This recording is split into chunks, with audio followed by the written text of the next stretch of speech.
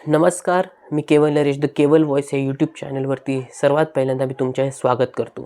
The केवल voice या YouTube चॅनलचा हा पहिला पॉडकास्ट. या पॉडकास्टमध्ये मी गप्पा मारलेल्या आहेत खंडोबा देवस्थान पालचे पुजारी प्रज्ञेश इंजेकर यांच्याशी. या पॉडकास्टचा उद्देश हाच आहे की पालीच्या खंडोबाचे महत्त्व तुम्हा सगळ्यांना कळावे, तसेच तुमच्या मनात आजपर्यंत पालीच्या खंडोबाविषयी असलेल्या अनेक प्रश्नांची उत्तरे कदाचित तुम्हाला या पॉडकास्टमधून आज मिळतील. त्यामुळे हा पॉडकास्ट तुम्ही आज शेवटपर्यंत पहा. हा पॉडकास्ट जर तुम्हाला आवडला तर हा पॉडकास्ट तुम्ही सर्व खंडोबा भाविकांना शेअर करा आणि माझ्या या पॉडकास्टला लाईक करा आणि तसेच माझ्या द केवल व्हॉइस या यूट्यूब चॅनलला तुम्ही सबस्क्राईब करा. धन्यवाद. नेमका खंडोबा म्हणजे काय? खंडोबा म्हणजे हा शंकराचा अवतार आहे. मूळ अवतार शंकराचा आहे, महादेवांचा आहे. ज्या वेळेला मणी आणि मल्ल हे दोन राक्षस होते, त्या राक्षसांना अमरत्व प्रदान झालेलं होतं. त्यांनी तपश्चर्या केली, त्यातून त्यांना अमरत्व मिळालेलं होतं. मग अमरत्वापायी त्यांनी काय केलं, समजा यज्ञ होम वगैरे काही चालू असतील, कोणते योगी असतील काही यज्ञ होम करत असतील, पूजा किंवा व्रतवैकल्य करत असतील, तर त्यांच्या व्रतवैकल्यामध्ये विघ्न आणत होते. आणि त्यांनी पूर्ण समाजावरती, पूर्ण जनतेवरती अगदी अन्याय करायला चालू केलं. त्यातून त्यांनी पूर्ण अगदी हाहाकार माजवला होता. त्यानंतर सप्तऋषी पहिल्यांदा ब्रह्मदेवाकडे गेले. ब्रह्मदेवांच्याकडूनही त्यांना व्यवस्थित उत्तर मिळालं नाही किंवा तोडगा मिळाला नाही, यावरती उपाय काय म्हणून. नंतर ते विष्णूंच्याकडे गेले, पण विष्णूंच्याकडेही त्यांना तोडगा मिळाला नाही. नंतर ते कैलासात गेले. कैलासात गेल्यानंतर शंकरांनी सांगितलं, महादेवांनी सांगितलं की मी मार्तंड अवतार धारण करतो आणि त्या दोन राक्षसांचा वध करून जनतेला किंवा प्रजेला किंवा पृथ्वी तलावावरती सर्व जीवांना संकटातून वाचवतो. त्यानंतर त्यांनी मग मार्तंड अवतार धारण केला. मार्तंड म्हणजे खंडोबा अवतार धारण केला. म्हणजे खंडोबा आणि मार्तंड हे एकच. मार्तंड हा खंडोबाचाच नाव आहे.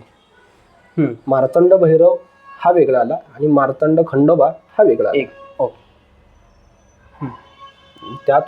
तिथून मग त्यांनी पुन्हा म्हाळसाबाईशी लग्न केलं. म्हाळसाबाईशी विवाह केला. तो विवाह इथं पालीमध्ये संपन्न झाला होता. की देवांचा जो प्रकट दिन आहे, देव आता मार्तंड अवतार धारण करणार आहेत, खंडोबा अवतार धारण करणार आहेत, तर त्याच्या आधी यज्ञ, तप, होम, वैकल्य, आपण जे व्रत वैकल्य म्हणतो, हे सगळं त्या सप्तऋषींनी केलं. मग षडरात्र उपवास केले खंडोबाचे. आपण दुर्गा देवीचे किंवा नवरात्रीमध्ये इतर देवींचे आपण नवरात्र करतो, तसं खंडोबाचं षडरात्र केलं जातं. मार्गशीर्ष शुद्ध प्रतिपदेपासून षष्ठीपर्यंत. षष्ठीचा देवाचा प्रकट दिन. हा देवाचा जन्मकाळ म्हणता येत नाही, कारण देवाच्या बाललीला नाही आहेत. देवाच्या बाललीला नसल्यामुळे आपण त्याला जन्मकाळ म्हणू शकत नाही. महत्वाची ही गोष्ट आहे. आता आपण कृष्ण जन्माष्टमी साजरी करतो. ते जन्माष्टमी म्हटलं जातं कारण श्रीकृष्णांचा त्या दिवशी जन्म झाला होता. पण खंडोबाचा ऍक्च्युली प्रकट दिन केला जातो, कारण देव डायरेक्टली प्रकट झालेले आहेत. त्यांचा जन्मकाळ नाहीये, त्यामुळे त्यांच्या बाललीलाही नाही आहेत. म्हणजे तो आपण जे नवरात्र करतो तसं ते षडरात्र म्हणजे 6 दिवस उपवास असतात. आणि या उपवासामध्ये किंवा या दिवसांमध्ये सप्तऋषींनी जे उपवास केले तसेच भाविक भक्तांनी कंटिन्यू पुढे चालू ठेवले. मग या उपवासांचं वगैरे खंडोबाच्या देवाच्या पूजेमध्ये किंवा चंपाषष्ठीच्या दिवसामध्ये या उपवासांचं किती महत्व असतं, तरी काय महत्व? आपण जसं देव की बाबा मला देव पावला पाहिजे किंवा मला देवाचं माझ्यावरती कृपा राहावी म्हणून आपण उपवास करतो. जसं आपण की बाबा कोणी सोमवार करतं, कोणी शनिवार करतं, कोणी देवीचं मंगळवार करतं. ते कंटिन्यू उपवास तुमचे वर्षभर चालू राहतात. परंतु हे षडरात्र उपवास अशासाठी की देवाचा जो प्रकट दिन आहे त्यासाठी ते व्यवस्थित व्हावं म्हणजे जन्म व्यवस्थित व्हावा, म्हणजे प्रकट दिन व्यवस्थित व्हावा, त्यामध्ये कुठलं विघ्न येऊ नये किंवा त्या दिवशी कुठलं विघ्न येऊ नये म्हणून ह्या सृष्टीकडून मुबलक प्रमाणामध्ये ही त्यासाठी मदत व्हावी, की सृष्टीकडून मदत व्हावी म्हणजे त्यावेळेला कुठलंही विघ्न येऊ नये म्हणून ते व्रत केलेलं होतं. तेच व्रत आता लोक अजूनही करतात. ओके. आणि ह्या चंपाषष्ठीच्या उपवासामध्ये आणखी मी बघितलंय की ज्या दिवशी उपवास सोडला जातो किंवा एक देवाला नैवेद्य, आपल्या खंडोबाला नैवेद्य दाखवला जातो, त्यावेळी वांग्याची भाजी आणि बहुतेक कांद्याचे पात असं आणि बाजरीची भाकरी बहुतेक. बाजरीची भाकरी. तर यामागे पण काय कारण आहे का किंवा नाही, कारण असं नाही. चातुर्मास पूर्ण पाळला जातो. चातुर्मास पाळला जातो म्हणजे आषाढी एकादशी पासून ते चंपाषष्ठीपर्यंत हा चातुर्मास पूर्ण पाळला जातो. वांग त्या दिवसामध्ये खात नाहीत आणि त्याच्यानंतर वांग्याचं पहिलं भरीत, म्हणजे चुलीमध्ये वांग भाजून त्याचं भरीत केलं जातं. विस्तवावरती अग्नीवरती ते वांग भाजलं जातं आणि त्याचा नैवेद्य म्हणजे कसं आहे, भाकरी थापून झाल्यानंतर त्याच्यावरती पांढरे तीळ टाकतात. पांढरे तीळ टाकून ती भाकरी भाजली जाते आणि त्याच्यावरतीच भरीत नैवेद्यामध्ये आपण बाजूला ठेवतो. कुठली भाजी असते आपण पोळीवरती ठेवत नाही, तसं भाकरीवरती भरीत ठेवलं लागतं. कारण धनगर समाजातील बानूने हा नैवेद्य दाखवलेला होता. अरे, या नैवेद्य मागे हे कारण, बानूने हा नैवेद्य दाखवलेला होता, तेव्हापासून तो नैवेद्य देवाला प्रिय झाला. कांद्याची पात, जो आपण ओला कांदा असतो, नवा कांदा, ते कांद्याची पात कोवळा आणि वांग्याचं भरीत आणि बाजरीची भाकरी असा नैवेद्य असतो. त्यासोबतच पुरणपोळी ही असते. पुरणपोळी पण, पुरणपोळीचा नैवेद्य हा पण देवाला. पुरणपोळी, बाजरीची भाकरी, कांद्याची पात आणि भरीत, वांग्याचं भरीत. हे का तर बानूने खंडोबाला नैवेद्य दाखवला म्हणून तेव्हापासून एक प्रथा किंवा ही पद्धत सुरू झाली. नाही, देवानेच तिला स्पष्ट सांगितलं. देवाने आजपासून हा नैवेद्य माझा सर्वात प्रिय राहील. अजून सुद्धा लोक नैवेद्य करतात. भाविक भक्त अजूनही चंपाषष्ठीला येऊन, अगदी कोणाला चंपाषष्ठीला नाही जमलं तर पुढचा येणारा रविवार, चंपाषष्ठीचा नंतरचा पुन्हा येणारा रविवार जो असतो, किंवा यात्रेला काही भाविक येतात, अजून सुद्धा भरीत भाकरीचाच नैवेद्य असतो देवाला. भरीत भाकरीचा नैवेद्य असतो, पुरणपोळीचा असतो. पुरणपोळीचा यासाठी की आपण देवाला गोड करायचं असतं, गोड करायचा म्हणून तो पुरणपोळीचा नैवेद्य असतो. आणि तुम्ही इतरत्र पाहिलं असेल की कांदा, लसूण सगळं पाळलं जातं. म्हणजे नसतो असं नैवेद्यामध्ये कोणी घालत, परंतु इकडे खंडोबाच्या नैवेद्यामध्ये तुम्हाला कांदा, लसूण, वांग सगळं आढळतं. खंडोबाच्या नैवेद्यामध्ये आपण पुरणपोळीचा नैवेद्य केल्यानंतर जी आमटी करतो त्याला आपण येळवण्याची आमटी म्हणतो. का तर पुरण ज्या वेळेला आपण शिजवतो त्यावेळेला डाळ शिजवल्यानंतर त्या डाळीचं जे पाणी असतं त्या पाण्याची ती आमटी असते. त्या आमटीला लसूण खोबऱ्याची फोडणी असते. तिथं लसूण घातलाच जातो आणि हे सगळे या खंडोबाच्या नैवेद्यामध्ये आपल्याला आढळतं. तसं तुम्ही या दिवसांमध्ये असं पाळायचं, फक्त आपण जी वरई करतो, वरई फक्त वर्ज्य आहे. बाकी तुम्ही खिचडी खाऊ शकता किंवा फलाहार, चहा, दूध वगैरे तुम्ही काही घेत असाल, कोणी चहा घेतं, कोणी कॉफी घेतं, सगळं चालतं. फक्त आपला वरईचा भात चालत नाही. हा तो या चंपाषष्ठीमध्ये चालत नाही, तो वर्ज्य केला जातो. खिचडी खाल्ली तरी चालते. आता सांगितलं की खंडोबाचं नेमका कोण आहे खंडोबा, तसं खंडोबा आणि पालीगावचा किंवा पालगावचा संबंध काय, किंवा इथे सुरुवात कशी काय झाली खंडोबाच्या ह्याला, किंवा इथं आता लोक पाली यात्रेला येतात, नेमका याचे इतिहास काय किंवा याची सुरुवात काय नेमकी? पालीचं पहिलं मूळ नाव हे राजापूर, आणि कोणी प्रेमपूर म्हणतं, कोणी राजापूर म्हणतं. पण त्या गावामध्ये एक पालाई गवळण होती. पालाई गवळण अशी की ती गाई चारायची. गाई गुरे घेऊन पालीगावच्या पूर्व दिशेला, पूर्वेला एक डोंगर आहे. तो एकमेव डोंगर असा आहे की त्याचा शिखर नाही, आणि त्या डोंगरावरती मधोमध एक गुहा आहे. त्या गुहेमध्ये शिवलिंग आहे. शिखर आहे म्हणजे नेमकं समजलं. वरती पूर्ण पठार आहे आणि चारी बाजूला कुठेही बाकीचे डोंगर नाहीयेत. नाही. हा, आपण बघतो की डोंगर रांगा असतात. हा, डोंगराला डोंगर जोडलेला असतो. तसा या डोंगराला कुठलाच डोंगर जोडलेला नाहीये. हो. दोन्ही बाजूला त्याच्या पूर्ण माळ, म्हणजे माळ आपण म्हणतो ना, हा, माळा, मोकळा माळ असतो. मोकळा. तसा मोकळा माळ आहे आणि ते कुरण होतं. संपूर्ण कुरण असताना त्या कुरणामध्ये ती गाई चारायची. गाई चारायची आणि वरती डोंगरावरती जाऊन आपलं त्या पिंडीवरती रोज पाणी घालणार, अभिषेक करणार, पूजा वगैरे करायची. आणि तिथून तिला मग ज्या वेळेला तिला जमायचं नाही की बाबा वयोवृद्ध झाल्यानंतर तिला डोंगरावरती चढता येत नव्हतं, डोंगरावरती जाता येत नव्हतं. मग त्यावेळेला ती म्हणली की आता बाबा मी आतापर्यंत सेवा तुझी केली, तर इथून पुढे बाबा आपलं तू बघ, आता कोणीतरी सेवेकरी तुझा तू बघ, असं त्या पालाई गवळणीने सांगितलं. पालाई गवळणीने असं सांगितल्यानंतर आता शेवटी देवांना भक्तिप्रिय असते किंवा भक्तप्रिय असतं. भक्ताची भक्ती आणि भक्त दोन्ही प्रिय असतात देवाला. भक्त एकदा बोलला की त्याच्यासाठी देव काहीही करतो. आणि आता मी प्रेक्षकांनाच सांगू इच्छितो की त्यांनीही बरेचसे अनुभव घेतले असतीलच की एकदा देवाला आपण फक्त फूल वाहिलं तरी देव आपल्यावरती प्रसन्न होतो. काही वेळेला तुम्ही असं म्हणता की मी एवढं सगळं करतोय, एवढी व्रतवैकल्य करतोय, सगळं करतो, पण देव मला प्रसन्न होत नाही. देव प्रसन्न असतो. अनेकदा असं लोकांना होतं की मी एवढं करतोय देवाचं, असं पूजा. देव प्रसन्न असतो, प्रत्येकावरती असतो. पण जे तुमचे भोग आहेत, ते भोगावेच लागणार आहेत. आणि भोग कधी असतात?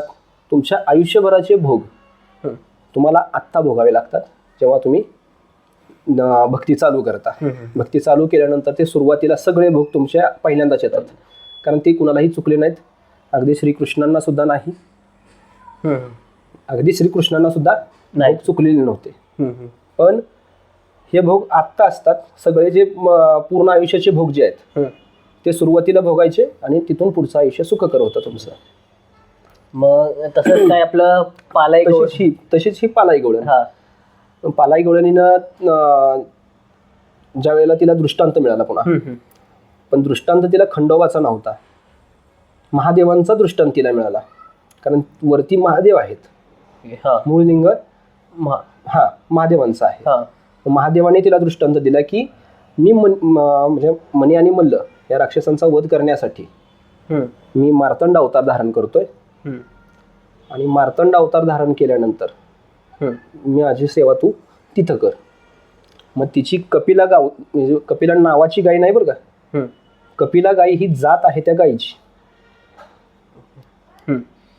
ती कपिला गाई मग शंकराने तिला सांगितलं की तुझ्या कपिला गाईच्या कासेतून जिथं पाना फुटेल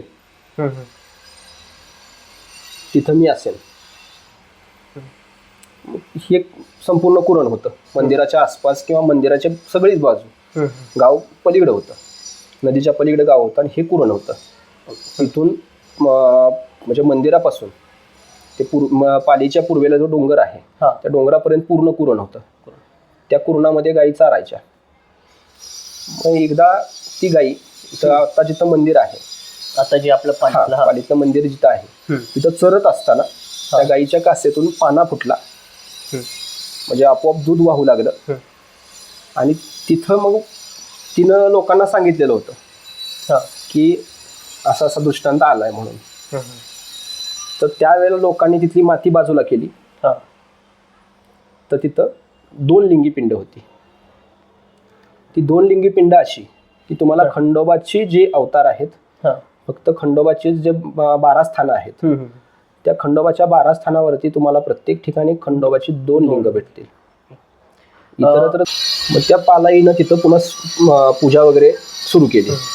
आणि महादेवाने तिला सांगितलं होतं की ही 2 लिंगी पिंड काय आहे. तर शंकर आणि पार्वती, तसे खंडोबा आणि म्हाळसा ही 2 अवतार.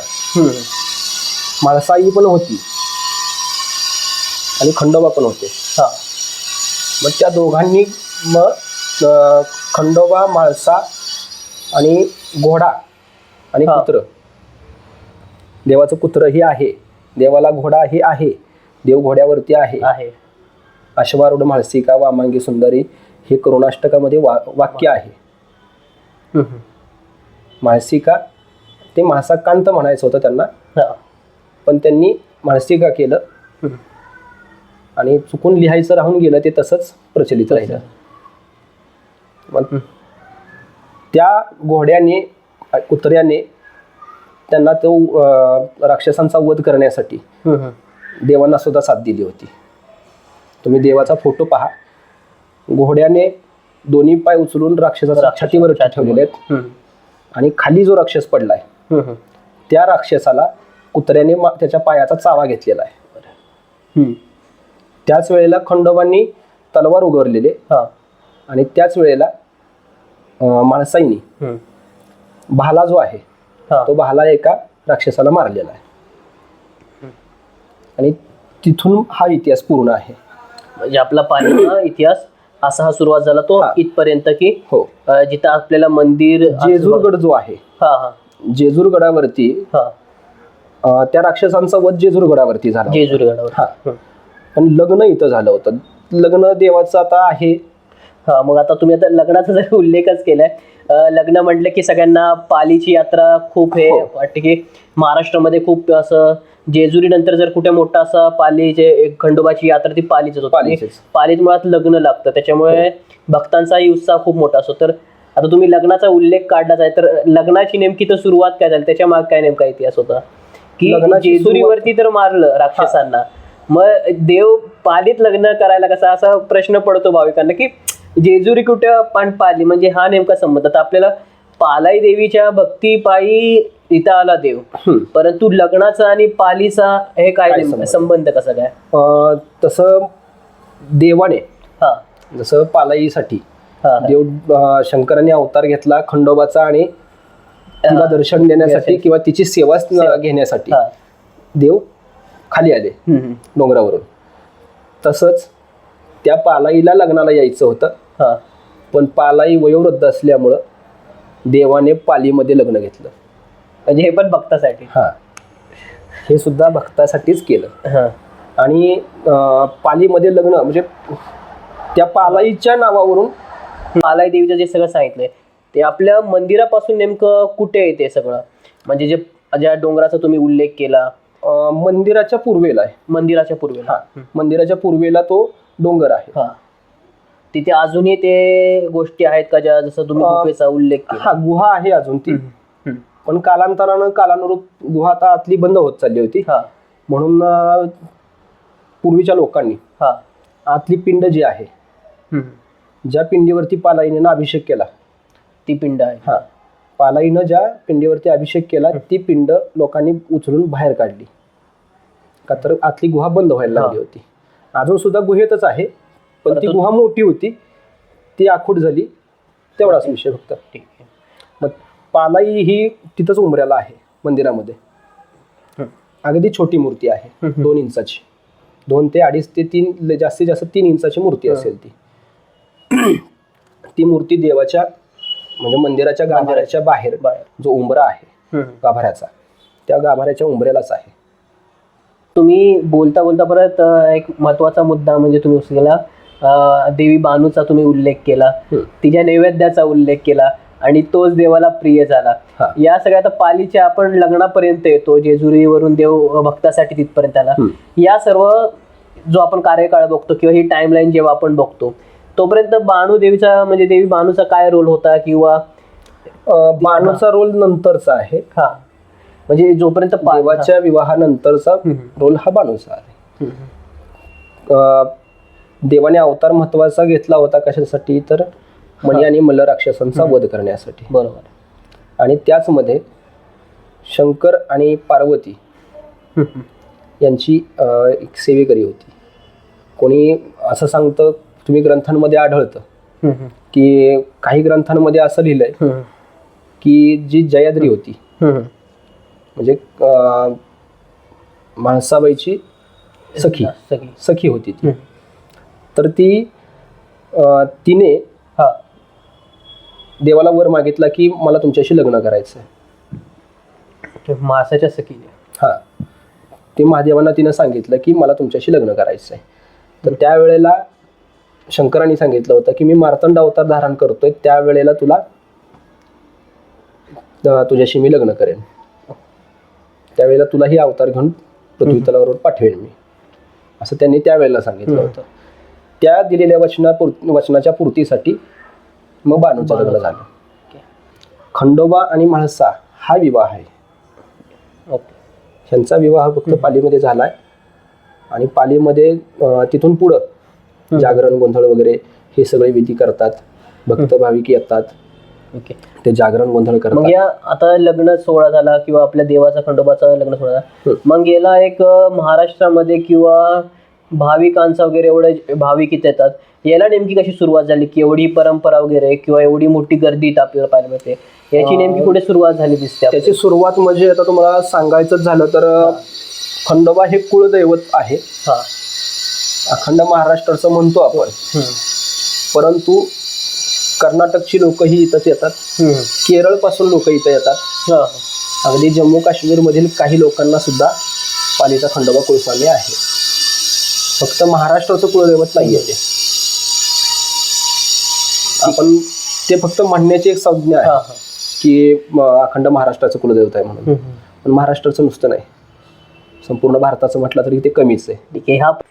त्या खंडोबाच्या देवस्थानाची नेहमी किंवा दररोज सुरुवात कशी होते आणि पालीच्या यात्रेवर किंवा खंडोबाचा जो लग्न सोहळा असतो, खंडोबा महासाचा जो लग्न सोहळा, त्या दिवशी नेमकं कसं प्रारूप असतं? या दिवशी प्रारूप सांगायला गेलं तर इतर दिवशी रेग्युलरली पुजारी देव उठवतात, देवाची पूजा करतात. येणारे भक्त जे असतात त्यांचे काही विधी असतील ते विधी करतो आम्ही दिवसभर. पूजा झाल्यानंतर सकाळी समजा सकाळी साधारण 4:30-5 वाजता पूजा असते. पूजा तिथून पुढं 2 तास चालते. देवाची आंघोळ वगैरे सगळं. त्यामध्ये दहीभाताच्या पूजा असतात. देवाच्या पिंडीवरती लेप लावला जातो, त्या दहीभाताची पूजा असतात. दहीभाताच्या पूजा झाल्यानंतर एक आरती होते. त्याच्यानंतर पुन्हा एकदा पाणी घातलं जातं देवाला. पुन्हा एकदा सगळं स्वच्छ करून परत एकदा एक आरती होते. ती एक आरती झाल्यानंतर देवाला पोशाख चढवला जातो. पोशाख चढवून पुन्हा मग लोकांचे कौल वगैरे घ्यायचे असतील तर ते कौल होतात. आणि भक्त भाविक आपले दर्शन ते रेग्युलर 5 वाजल्यापासून दर्शन ते चालूच असतं. 5 वाजल्यापासून भाविकांना दर्शन चालूच असतं. पहाटे 5 वाजल्यापासून आम्ही पूजा करतो. त्याच्यानंतर मग भक्तांचे कौल घेतो. भाविक भक्त कौलासाठी आलेले असतात सकाळचे, त्यांचे कौल होतात. त्याच्यानंतर देवाची आरती होते आणि दिवसभरामध्ये भक्तांचं दर्शन वगैरे चालू असतं.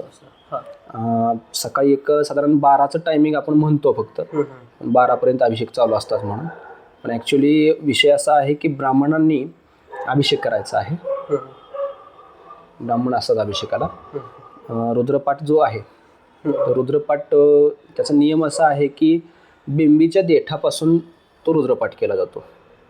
म्हणजे त्यातले जे मंत्र आहेत, ते शब्द जे आहेत ते बेंबीच्या देठातूनच येतात ते. म्हणजे आपण मराठी व्याकरणामध्ये आपण शिकतो की काही शब्द दंत असतात, काही कंठ असतात. त्या पद्धतीनं त्या रुद्रपाठामध्ये जे शब्द आहेत ते बिंबीच्या देठातूनच म्हटले पाहिजेत तुम्ही, कारण शब्द मोठे आहेत ते. मग तिथून पुढं ते ब्राह्मण जेवेपर्यंत अभिषेक करू शकतात. एखादे ब्राह्मण जर त्या दिवशी थांबलेले असतील जेवायचे, की भक्त गर्दी जास्त आहे आणि गर्दी जास्त आहे म्हणून अभिषेकाला लेट होत चालला आहे, अभिषेकाला अजून नंबर उभे आहेत, तर आम्ही नाराज कुणाला करत नाही, आम्ही त्यांचेही अभिषेक करतो. ब्राह्मण त्यांच्यासाठीही थांबतात जेवायचे. पहाटे 5 वाजल्यापासून जे अभिषेक चालू असतात ते दुपारी 12 वाजेपर्यंत तरी चालू असतातच. पण इतर दिवशी रविवारी वगैरे 2-2 वाजेपर्यंत सुद्धा अभिषेक चालू असतात काही दिवशी. कारण अभिषेकाला लोक लांबून येतात, तर त्यांच्याही अभिषेक केले जातात. त्यांच्यासाठीही ब्राह्मण उपाशी थांबतात. तिथून पुढं आता 5 नामाची जागरणं जे आपण म्हणतो, ते 5 नामाची जागरणं वगैरे ही चालू असतात. ते वाघ्यामुळ्यांच्या घरी असतील किंवा पुजाऱ्यांच्या घरी असतील. आता आमच्याकडे कसं आहे, गावं असतात, त्या गावची लोक आमच्याकडे येतात. मग पुजाऱ्यांची आमची जी काही 16-17 घरं आहेत, प्रत्येकात ती गावं वाटून आहेत.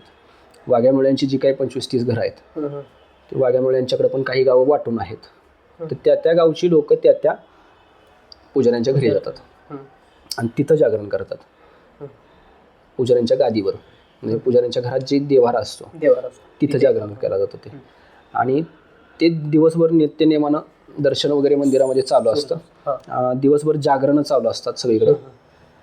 त्याच्यानंतर संध्याकाळी 5 वाजता परत एकदा पूजा उतरली जाते. संध्याकाळची आंघोळ असते देवाला, कारण देवाच्या संध्याकाळची जी आंघोळ असते साधारण किती वाजता होते? ती साधारण 5-5:30. हां, 5-5:30 वाजता पुन्हा पूजा उतरली जाते. ती सकाळी केलेली असते ती. संध्याकाळी परत एकदा देवाला स्नान घातलं जातं. त्याच्यानंतर तोच क्रम असतो. दहीभाताच्या पूजा कोणाच्या असतील तर दहीभाताच्या पूजा करायच्या, आरती करायची, परत एकदा पाणी घालायचं, परत एकदा एक आरती होणार. आणि ती एक आरती झाल्यानंतर पुन्हा देवाला पोशाख. देवाला पोशाख झाल्यानंतर पुन्हा कौल घेतले जातात. संध्याकाळच्या पूजेनंतर सुद्धा साधारण आपल्याला 1-1.5 तास सापडतो. की 8:30 वाजता आरती असते, धूप आरती. 8:30 वाजता जी धूप आरती जी आहे ती आरती व्हायच्या आत, देवाचा पोशाख झाल्यानंतर आरतीच्या आधी कौल घेतले जातात. तो 1-1.5 तासामध्ये सगळे कौल होऊन जातात. कौल पण आपल्या रोज नित्यनेमाने रोज चालू असतात. आणि ती आरती झाल्यानंतर पुन्हा करुणाष्टका होतात. मग करुणाष्टकाला ग्रामस्थ वगैरे असतात, भक्त भाविक असतात, आमच्या पुजारी मंडळी असतात किंवा सेवेकरी असतात. आम्ही सगळे मिळून करुणाष्टका म्हणतो. करुणाष्टका झाल्यानंतर मग देव झोपवले जातात. त्यावेळेला मंदिर बंद होतं. तिथून पुढं मंदिर कोणासाठीही खुलं केलं जात नाही.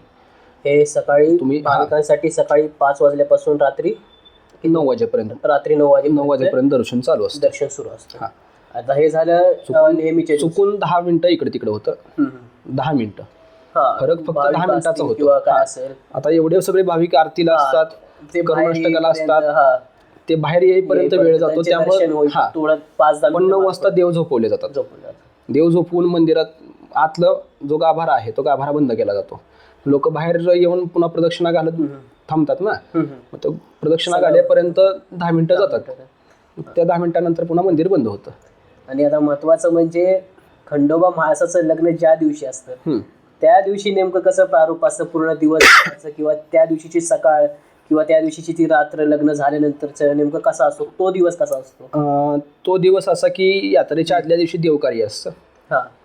देवकार्यापासून देवकार्य मीन्स ते आपण म्हणतो की ग्रामस्थ आणि आमचे मानकरी जे आहेत, आमचे मानकरी म्हणजे खंडोबा देवाचे प्रमुख मानकरी, खंडोबा देवाचे प्रमुख मानकरी श्रीमंत देवराजदादा पाटील, ते आणि त्यांच्यासोबत बाकीचे गावातले मानकरी जे आहेत. आता आमच्या इथं 4 गावं आहेत आणखी. त्या 4 गावांमध्ये पण मानकरी आहेत. मरळीचे असतील, हारपवाडीचे असतील, आमचे 5 म्हणजे ग्रामस्थ असतील. हे सगळे भालदार आणि गडशी त्यांना घेऊन येतात. ते दोघं त्यांना घेऊन येतात. त्यांना घेऊन आल्यानंतर ते देवकार्य सगळं होतं. देवकार्याचा विधी झाल्यानंतर दुसऱ्या दिवशी म्हणजे साधारण रात्री 12 नंतर पुन्हा देवाचा पूजा चालू होते आणि लोकांचं दर्शन चालू होतं रात्री 12 वाजता. कारण यात्रेचं जे भाविक असतं ते लाईनमध्ये थांबलेले असतात. त्यामुळे 12 वाजता आम्हाला मंदिर उघडं करावं लागतं परत एकदा, रात्री 12 वाजता. हे देवकार्याच्या दिवशीच रात्री 12 वाजता. रात्री 12 नंतर आम्ही पूजा करतो. देवाला अभिषेक केला जातो. अभिषेक करून पूजा केली जाते. अभिषेक करून पूजा केली जाते आणि पूजा झाल्यानंतर पुन्हा मग सकाळी आरती असते. पण लोकांचं दर्शन 12 वाजल्यापासून चालू असतं. म्हणजे लग्न ज्या दिवशी आहे त्याच्या आदल्या दिवशीच्या रात्री पूर्ण हे चालूच असते. भाविकांचं जे दर्शन सुरू असतं. अभिषेक वगैरे रात्री 12 पासूनच चालू असतात. म्हणजे ब्राह्मण जे अभिषेक करतात भक्तांचे अभिषेक जे आहेत ते रात्री 12 पासूनच सुरू. हा. आणि मंदिरामध्ये जे आम्ही जो अभिषेक करतोय तो आमचा वर्षाचा अभिषेक असतो. हा. त्यामध्ये देवस्थान ट्रस्ट आणि पुजारी अशा दोघांचा अभिषेक असतो. तो म्हणजे ते फक्त भक्तांचा बाहेर केला जातो, बाहेर केला जातो. त्यांचा संकल्प घेतला जातो. आमचा जो असतो स्नानादी अभिषेक असतो, मग मंत्रोच्चाराचे तो कधी केला जातो? म्हणजे आता रात्री साधारण 12 वाजल्यापासून तर भाविकांची सुरूच असतो. पण साधारण 1-1:30 वाजता विधी वगैरे सुरू होतो 1-1:30 वाजता तो अभिषेक चालू असतो आमचा, जो मुख्य देवाच्या स्नानाचा. त्याच्यानंतर पोशाख वगैरे केला जातो. साधारण 3 वाजेपर्यंत आमचा पोशाख उरकतो. पोशाख वगैरे उरकल्यानंतर भाविकांचं दर्शन चालू होतं. म्हणजे ते कंटिन्यू दर्शन चालू राहतं. आणि त्याच वेळेला जे वऱ्हाडी असतात, म्हणजे बैलगाडी असतील, काही गावांमध्ये मान आहेत, करवडीचे असतील किंवा शिवणीचा गाडा असतो, हे जे गाड्याची मानकरी आहेत ते वऱ्हाडी असतात. ते वऱ्हाडी म्हणून देवाच्या लग्नाला येत असतात. मग ते रात्रीचे कोणी प्रवासात येत असतात, त्यांना आणायला पुन्हा पुजाऱ्यांना जायचं असतं. पुजारी असतात, घडशी असतात आणि भालदारी असतात. हे तिघं त्यांच्या स्वागतासाठी वेशीवरती जातात आणि वेशीवरती जाऊन त्यांना घेऊन यायचं असतं. भेटीगाठी ज्या आपण आपल्या लग्नांमध्ये जसं असतं भेटीगाठी होतात, सेम तसंच देवाच्या लग्नामध्ये असतं. पण इकडे भेटीगाठी घ्यायला पुजारी आणि भालदार आणि पुजारी, भालदार आणि घडशी असे जातात. ते देवाचं तबक आहे, देवाचं तबक घेऊन जायचं असतं तिथं. हे साधारण किती वाजता?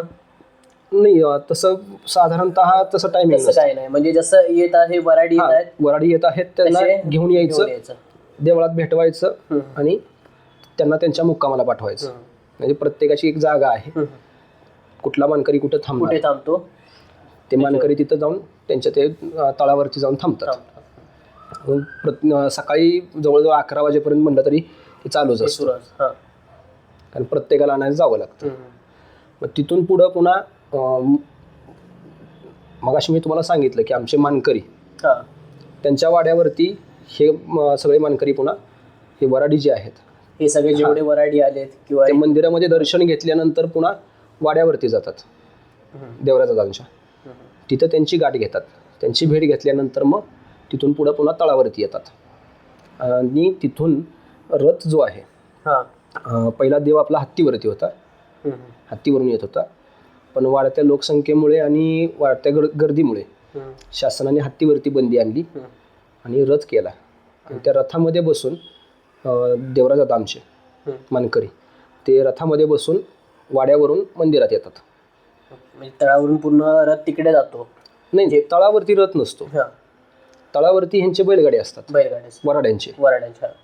आणि रथ वाड्यावरतीच असतो. आदल्या दिवशी देवकार्या दिवशीच तो रथ वाड्यावरती नेला जातो. कारण मानकऱ्यांना तिथून आणायचं असतं. मानकऱ्यांना घेऊन सगळे सासनकाठ्या किंवा बैलगाडी असतील हे वाड्यावरती जातात. वाड्यावरून त्यांना घेऊन येतात सगळे. आणि त्यांना घेऊन आल्यानंतर मंदिरामध्ये पुजारी देवाच्या मूर्त्या देवराजांच्या ताब्यात देतात. मग देवराजांच्या पोटाला त्या मूर्त्या बांधल्या जातात. मग ज्यावेळी ह्या पूजा मानकऱ्यांकडे दिल्या जातात त्यावेळी काय असं त्यांना उचलताना किंवा असं काय विधी केला जातो का? काय आरती केली जाते, आरती केली जाते, विधी असतात. ब्राह्मण त्यांचे मंत्रोच्चार चालू असतात. आणि पण ते पाहायला आपल्याला मिळत नाही, कारण मंत्रोच्चार एका बाजूला चालू असतो, गर्दी झुंबड असते. त्यामुळे मंत्रोच्चार त्यांचे चालू असतात, आमचं काम आमचं चालू असतं, मानकऱ्यांचं काम मानकऱ्यांचं चालू असतं. त्या कामामध्ये कोणीही गडबड करत नाही. आणि त्या झुंबडीमुळं, त्या गर्दीमुळं एवढा त्रास होतो की तुम्हाला मंत्रोच्चार ऐकू येत नाही, कारण प्रत्येक जण बोलत असतो. आणि भले प्रशासन असेल आपलं, प्रशासनाची पूर्ण साथ असते आपल्याला. भाविक भक्तांना आल्यानंतर प्रशासनाचा कुठलाही त्रास होत नाही. आणि भाविक भक्तांनी जर जे नियम बांधून दिलेत, जे नियम बांधून दिलेले आहेत प्रशासनाने, ते नियमांचं जर पालन तुम्ही केलं तर तुम्हाला कोणताही त्रास होत नाही. प्रशासन त्यांचं ते काम करत असतात. शेवटी ते आपल्या संरक्षणासाठीच असतात. महत्वाची ही गोष्ट आहे की आपल्या संरक्षणासाठी ते उभे आहेत. तर आपण त्यांना जर साथ दिली तर ते आपल्याला कोणताही त्रास देत नाहीत. आणि प्रशासनाची साथ सर्वात जास्त आम्हाला मानकऱ्यांना, पुजाऱ्यांना, आम्हाला तर सर्वात जास्त होते. महत्वाची गोष्ट आहे ती. जसं तुम्ही आता सांगितलं की जे मानकरी ते येतात मंदिरात आणि त्याच्या पुढे ते देव त्यांच्याकडे दिले जातात किंवा त्यांच्या हातात दिले जातात.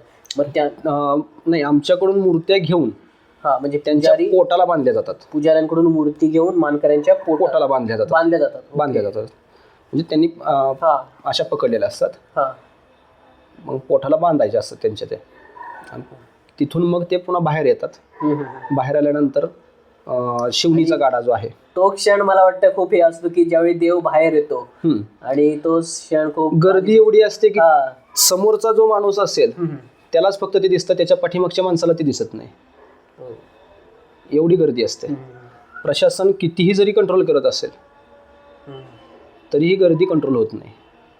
कारण प्रत्येक जण मानकरी असतो, प्रत्येक जण हर्षोल्लासमध्ये असतो.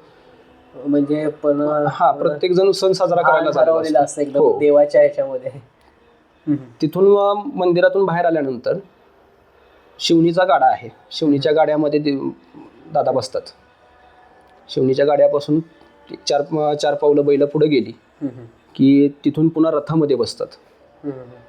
रथामध्ये बसून मग तिथून मिरवणूक मार्गाने बोहल्यावरती जातात. बोला मग मिरवणूक कशी निघते तरी रथ कसा निघतो तो मंदिरातून ज्या मसोबाला जायचा रस्ता जो आहे मसोबा मोठा सजा चौकामध्ये, त्या मोठ्या सजातून मंदिरातून बाहेर येतं. तिथून रथ वळवून गुरव गल्ली आहे. इथं गुरुवांची घरं आहेत सगळे. तिथून नदीमध्ये उतरतात. नदीमध्ये उतरल्यानंतर शनी मारुती म्हणून आहे इथं. शनी मारुतीच्या मंदिराला वळसा घालून पुढं जाऊन हनुमान मंदिर आहे. हनुमान मंदिर, दत्त मंदिर ते करून परत बोहल्यावरती आलं जातं. आणि ह्या बोहल्यावरती आल्यानंतर तिथं पुन्हा पुजारी असतात. मी एक तुम्हाला थांबवेन थोडंसं. परंतु जोपर्यंत मंदिरापासून त्या बोहल्यापर्यंत देव जात असतो त्याच्यामध्ये अशा एक भगवे पताके किंवा काठ्या वगैरे खूप मोठ्या मोठ्या आपल्या बघायला मिळतात. त्या नेमक्या काय असतात आणि त्याचं तेच वराडी आहेत. तेच वराडी आहेत. शासनकाठ्या ज्या आहेत, काय बोलतात त्याला, शासनकाठी. शासनकाठी आणि बैलगाडे हे वराडी आहेत. बोललो की आमच्या इथं 18 पगड जातींना मान आहे. सगळ्यांना तसे सगळे 18 पगड जातीतले मानकरी जे आहेत प्रत्येकाचा एक वेगळा मान ठरलेला आहे. तो मानकरी आपला मान घेऊन तिथं उभा असतो. त्या रथाबरोबरच सगळे येत राहतात. काही छत्र्या पुढं असतात, काही छत्र्या मागं असतात. म्हणजे आपण जसा नवरदेव आपण घेऊन जातो डोली आणि आबदागिरीतून, तसं अगदी तसाच सोहळा असतो हा. जशी वरात निघते तसाच सोहळा हा पूर्ण चालू असतो. मग काही बैलगाडी पुढं चालतात, काही शासनकाठ्या पुढं चालतात आणि काही शासनकाठ्या आणि बैलगाड्या पुन्हा मागणं चालतात. देव तिथं लग्न म्हणजे बोहल्यावरती गेल्यानंतर पुन्हा पुजारी त्यांच्याकडून देव घेतात. पोटाला बांधून मानकऱ्यांच्याकडून देव घेतो आम्ही ताब्यात. तिथं पहिल्यांदा स्नान घातलं जातं आणि ब्राह्मण त्यांचे मंत्रोच्चार चालू ठेवतात. मंत्रोच्चार त्यांचा चालू असतो.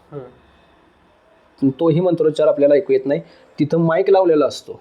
तरी माईक लावलेला असतो. अगदी मंगलाष्टका सुद्धा म्हटल्या जातात. मंगलाष्टका म्हणून सगळा विधी पार पडतो. ज्या नॉर्मली लग्नांमध्ये तशा सेम. कारण देवाने तो मनुष्यासारखाच विधी केलेला आहे सगळा. जसा मनुष्याला आपल्याला बांधून दिलेला आहे तसंच देवांनी तसंच लग्न केलेलं आहे. ते मंगलाष्टका चालू असतात त्याही ऐकू येत नाहीत. कारण जे वराडी आलेले आहेत त्यांच्या प्रत्येक बैलगाडी बरोबर आणि प्रत्येक शासनकाठी बरोबर ढोल, ताशे, नगारे, हलग्या वाजत असतात. त्यामुळं देव तिथं लग्नाला पोचले तरी इकडं वाजतच असतं सगळं. त्यामुळं मंगलाष्टकाही ऐकू येत नाहीत. आणि तिथं मंगलाष्टका झाल्यानंतर पुन्हा लग्न पार पडतं. हार घातले जातात आणि पुन्हा म्हणजे मानकरी पुन्हा येऊन रथामध्ये बसतात. मानकऱ्यांना पुन्हा भालदार आणि घडशी आणि जे 18 पगड जातींचे मानकरी आहेत ते मानकरी सगळे दादांना सोडण्यासाठी पुन्हा वाड्यावरती जातात आणि रथ तिथं ठेवला जातो पुन्हा. आणि इकडं तोपर्यंत रथ बोहल्यावरून खाली उतरल्यानंतर जे वराडे आलेत त्या वराड्यांचं दर्शन होतं. वराडी दर्शन घेऊन गेले, भाविकांचं दर्शन चालू होतं आणि रात्रभर तिथं दर्शन चालूच असतं बोहल्यावरती. मग ते रात्रभर देव तिथेच असतात. रात्रभर देव तिथंच असतात आणि दुसऱ्या दिवशी परत दुसऱ्या दिवशी परत एकदा मानकरी आणि भालदार आणि गडशी हे सगळे मानकरी देवराजदा जे आमचे प्रमुख मानकरी आहेत ते प्रमुख मानकरी आणि बाकीचे मानकरी जे आहेत 18 पगडचे ते मानकरी आणि भालदार आणि गडशी हे सगळे पुन्हा एकदा पालखी घेऊन तिथे येतात. पुन्हा देव पालखीमध्ये ठेवले जातात. देव पालखीमध्ये ठेवून तिथून पालखी परत एकदा आहे याच मार्गाने ग्रामस्थांना दर्शन देत म्हणजे आता पहिल्यांदा गेले आदल्या दिवशी रथातून गेले, येताना ते पालखीतून येतात. मानकरी त्यांच्या सोबत असतात. मग ते मानकरी पुढे चालतात, छत्र्या वगैरे सगळे त्यांच्या सोबतच असतं आणि तिथून मग मंदिरात येतात. आणि आता एवढ्या वेळामध्ये जर लाईन मध्ये कोण उभे असेल दर्शन बारीसाठी तर त्यांना ते कळत नाही की देव इकडून नेलेत, त्यांना माहिती नसतं तिथं. तर त्यांना आत गेल्यानंतरही दर्शन होतं. आत गेल्यानंतर त्यांना फक्त बाणाईचं दर्शन होतं. देव त्यावेळेला तिथं बाणाई असते. बाणाईचं दर्शन फक्त तिथं चालू असतं त्यावेळेला. आणि तिथून भक्त बाहेर आल्यानंतर मग पुन्हा बोहल्यावरती जातात आणि बोहल्यावरती दर्शन घेतलं तरी चालतं. आता काही जण असे आहेत की नवस बोलायला किंवा नवस फेडायला यात्रेलाच येतात. त्यांनी अजून मंदिरात कधी प्रवेश केलेला नाही असे पण भक्त आहेत. परंतु हे देव मग कधी परत मंदिरात कधी येतात? तो दुसऱ्या दिवशी सकाळी 11 वाजेपर्यंत मंदिरात येतात. ज्यावेळी ती पालखी नेते पालखी सोबत असते. हो हो हो. दुसऱ्या दिवशी पालखीतूनच त्या दिवशी यात्रे दिवशी मोकळी पालखी तिथं बोहल्यावरती नेली जाते. मोकळी पालखी त्या रथाबरोबरच गेलेली असते. म्हणजे दुसऱ्या दिवशी सकाळी त्याच पालखीतून वगैरे जे प्रमुख मानकरी आहेत जे आहेत बालदार वगैरे आहेत ते सगळे मग त्या पालखीतून देव आणतात. पालखीतून रथातून जातात लग्नासाठी आणि येताना पालखीतून येतात परत त्यांच्या मंदिरामध्ये येतात आणि तिथून रेग्युलर दर्शन चालू असतं.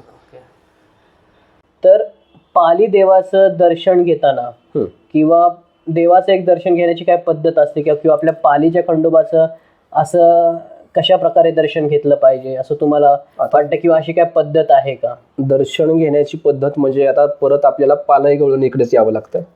तिथं सुरुवात आहे परत पालाई गवळण यायचंय. कारण पालाई गवळण ज्या वेळेला वयोवृद्ध झाली, थकली, आता तिचा मृत्यू होणार आहे, तर ती वैकुंठाला जाताना तिने देवाला एक वर मागितला होता की माझ्या हा वर दुसरा आहे. ज्यावेळी ती हे होते देवाने तिची सेवा स्वीकारली, सगळं केलं, देवाला तिची सेवा आवडली आणि देवाने तिला नंतर परत एकदा विचारलं की आता तुझी वैकुंठाला जायची वेळ झाली, पण तुला आता काय पाहिजे ते माग. तुझ्या सेवेने मी पूर्ण प्रसन्न आहे. तर त्यावेळेला पालाईने मागितलं की म्हणजे भक्ती, आपण भक्ताची भक्ती कशी आहे, श्रेष्ठ कशी आहे, ही जर राक्षसांनी काय मागितलं की राक्षस म्हणतात मला अमरत्व द्या. आणि तेच जर मनुष्याने, साध्या मनुष्याने, साध्या भोळ्या बाबड्या भक्ताने मागितल्यानंतर त्याची मागणी काय असते? काय मला पैसा अडकं नको, तुमचं काय नको, आता माझं वय झालेलं आहे, तर मी मेल्यानंतर, माझा मृत्यू झाल्यानंतर मला तुमच्या उंबऱ्याशी मला जागा द्या, भक्ताने माझ्या मस्तकावरती पाय ठेवून आत जाऊ द्या. म्हणून ती उंबऱ्याला मूर्ती आहे. म्हणजे इथे आपल्या पाली खंडोबाच्या मंदिरात तिची उंबऱ्याला मूर्ती आहे. त्या मूर्तीच्या मस्तकावरती पाय ठेवून आत जावं लागतं. आता हा बदल झालेला आहे की दर्शन आता समोरून आहे, त्यामुळे समोरून दर्शन घेताना तुम्हाला तिथं उंबरठ्याला जी मूर्ती आहे ती लहान असल्यामुळे एवढी लांबून दिसत नाही, पण तुम्ही दाखवालच व्हिडिओमध्ये, तुम्हाला दिलेलंच आहे. ठीक आहे, चालेल. मग परत आता इथून सगळी जसं तुम्ही सांगितलं की परत सुरुवात होते ती पालाई गवळणीपासून. मग आता ती आत गेल्यानंतर पहिल्यांदा खंडोबा आणि म्हाळसा समोर आहे, त्यांचं दर्शन होतं. आपली नारळ, ओटी वगैरे काय असेल ते आपण तिथं देतो. आपला जो काही विधी असेल, अभिषेक असतील किंवा तुमचं दर्शन घेणं असेल, बाकीचा तुम्ही पोशाख देवाला आणला असेल, शिधा आणला असेल, काय आणखी काही तुम्ही नवस वगैरे फेडायला आला असाल, तर ते सगळे विषय तिथं होतात पहिल्यांदा. तिथून देवाकडे तोंड केल्यानंतर भक्ताने दर्शन घेताना देवाकडे तोंड केल्यानंतर तुमच्या डाव्या बाजूला बाणूचं मंदिर आहे आणि बाणूच्या शेजारी खंडोबाची बहीण इंजाबाई आहे. खंडोबाची हा, त्या दोघीही तिथं आहेत. बाणूला स्थान तिथं दिलेलं आहे आणि खंडोबाची बहीण इंजाबाई ती पण तिथंच आहे मंदिरामध्येच, आत गाभाऱ्यातच. तिथून पुन्हा बाहेर आल्यानंतर प्रथमतः तुम्ही दर्शन घ्यायचंय नंदीचं. नंदीचं दर्शन घेतल्यानंतर तिथंच मागं फिरून कासवाचं शेपटाच्या बाजूने दर्शन घ्यायचे. शेपटीच्या बाजूने दर्शन घ्यायचं. शेपटीच्या बाजूने तिकडून दर्शन घ्यायचं. तिथून कासवाला प्रदक्षिणा घालून तुम्ही तुळशीजवळ यायचंय. तुळशीच्या पुन्हा तिथंच तुळशीच्या तिथं नागोबाचं मूर्ती आहे तुळशीवरतीच. म्हणजे नागोबाचं दर्शन घ्यायचंय. तिथून पाठीमागं गेल्यानंतर नंदीच्या पाठीमागं जायचंय तुम्ही. नंदीच्या पाठीमागं जाऊन दर्शन, तिथं पावकता आहेत, तिथं दर्शन घ्यायचं. दगडी पावकता आहेत, तिथं दर्शन घ्यायचंय. तिथून पुढे आल्यानंतर ज्या दरवाज्यातून आपण आत येतो, मेन दरवाज्यातून सजातून, तिथं गणपतीचं मंदिर आहे. तर त्या गणपतीचं दर्शन घ्यायचंय. तिथून शेजारीच पुन्हा मारुती आहे. मारुतीचं दर्शन झाल्यानंतर तसंच पुढं पाठीमागं जायचं. तिथं ज्योतिबाचं मंदिर आहे. ज्योतिबाच्या मंदिरात ज्योतिबाचं दर्शन घेऊन ज्योतिबाच्या मंदिराच्या पाठीमागून प्रदक्षिणा घालून पुढे यायचंय. पुढं आलं की तुम्हाला चिंतामणी लागतो. चिंतामणी म्हणजे चिंतामणी दगड आहे, म्हणजे शिवलिंग आकाराचा दगड आहे. हा, तो चिंतामणी दगड आहे. तो पिंडीवरती ठेवलेला आहे लिंग म्हणून. तर त्या लिंगाचं दर्शन घ्यायचं आहे. तिथून तुम्हाला पुढे गेल्यानंतर साधारण तिथून पुढे गेल्यानंतर तुम्हाला 4-5 पायऱ्या चढून विठ्ठल रुक्मिणीचं मंदिर आहे. तिथंच आणखीन एक पिंड आहे, तिथं दर्शन घ्यायचं. तिथून खाली उतरून परत गोमुख आहे. गोमुखाच्या तिथं देवाच्या आंघोळीचं पाणी सगळं तिथं येतं. ती देवाची न्हाणी म्हटली जाते. त्या न्हाणीमध्ये सगळं पाणी येतं. मग तिथं दर्शन घेऊन तिथून माघारी फिरायचंय. कारण आतमध्ये पिंड असल्यामुळं पिंडीला पूर्ण प्रदक्षिणा नाहीये. ते देवाचं पाणी जे आहे ते ओलांडायचं नाहीये. जी जलधारा असते, जलधारा ती ओलांडायची नसते. त्यामुळे तिथून माघारी यायचंय. माघारी फिरायचं. हा, तिथून माघारी आल्यानंतर आपण मगाशी मारुतीचं जिथं दर्शन घेतलं, मारुतीच्याच या साईडला दुसरं एक गणपती आणि पिंड आहे. तिथं दर्शन घेऊन मग पुन्हा कासवाच्या शेजारी यायचंय. कासवाच्या शेजारी येऊन भैरवनाथाचं दर्शन घ्यायचंय.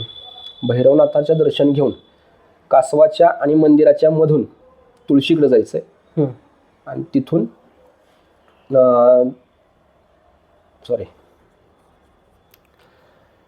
भैरवनाथाचं दर्शन झाल्यानंतर परत उलटी प्रदक्षिणा पाठीमागं जायचंय. नंदीच्या पाठीमागं गेल्यानंतर नंदीच्या मागं जस्ट हत्ती आहे.